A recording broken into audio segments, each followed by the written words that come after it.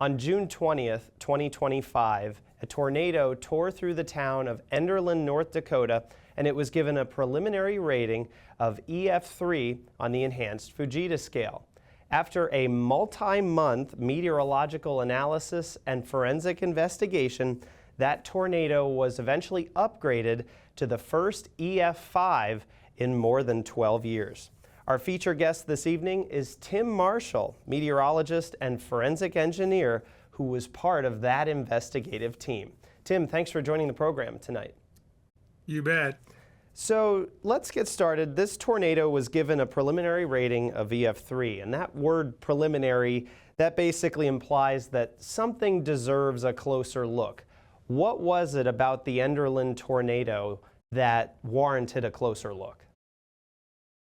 Yeah, the National Weather Service in Grand Forks, North Dakota, contacted me and said, "Hey, we've got this train that not only flipped over, but tanker cars were strewn across a farm field. In fact, one decoupled and was tossed over 400 feet.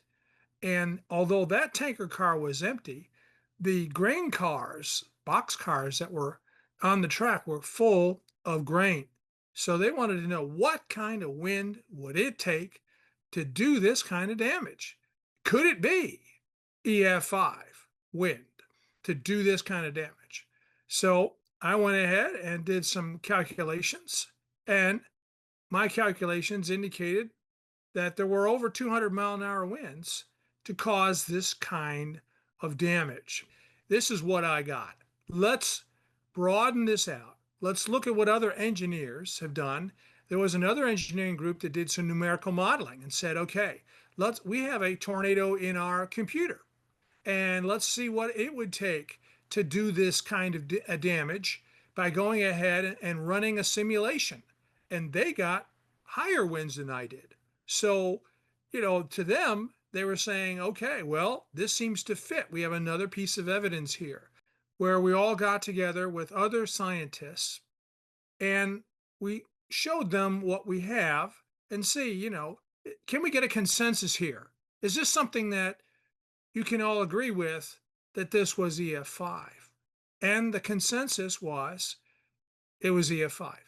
I think everyone was a little bit surprised because, at least per my checking, train cars are not on the list of damage indicators that we look at to rate tornadoes. And so this seemed rather unique and almost like we were in uncharted territory. Was this kind of a bit of a new approach, or one that isn't very common? It is not very common at all. In 2011, I was part of a team that looked at a tornado in Oklahoma that toppled an oil derrick. That was also not on the list. And it was agreed that that was EF5. So this wasn't the first time, it was the second that a non-DI or non-damage indicator was utilized to be the source for rating the tornado.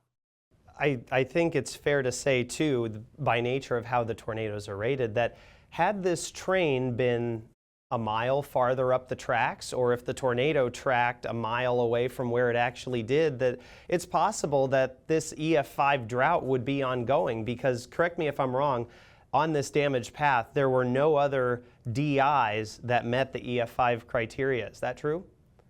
That is true. So we had a farmhouse and barn that were destroyed, but they weren't built very well. So that could not get an EF5 level rating. So it really was up to the train. And the thing about this is, you're absolutely right. If this train was a mile north or a mile south, we could have still had this gap going on. So, tornadoes have got to hit something for us to rate it.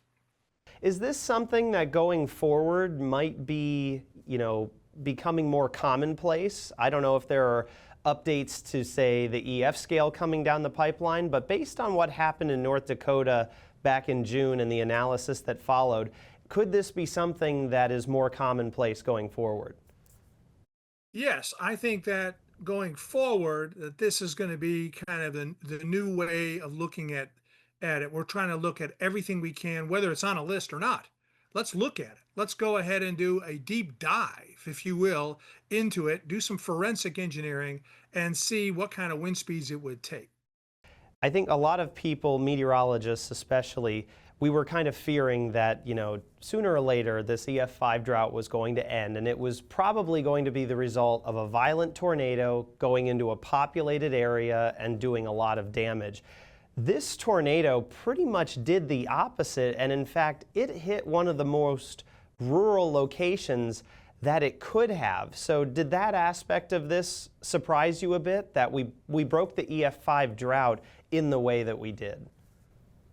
Oh, yes, indeed. It was a very much big surprise. I mean, the last really area I would expect it would be in North Dakota. I would expect like Oklahoma, Kansas, something like that right there, where Tornado Alley is, to get another EF5. But here, North Dakota actually was interesting that this date was significant because the Fargo F5 was the same date. Oh, wow, on June 20th. I didn't actually realize that. So yeah, it's a bit of a weird coincidence, meteorological coincidence there. I did not realize that. Well, we are out of time for this evening, but Tim Marshall, a meteorologist and forensic engineer, part of the investigative team to help upgrade the Enderlin, North Dakota tornado to EF5. Tim, thanks again for joining us tonight. You bet. And we'll be back in a moment with more.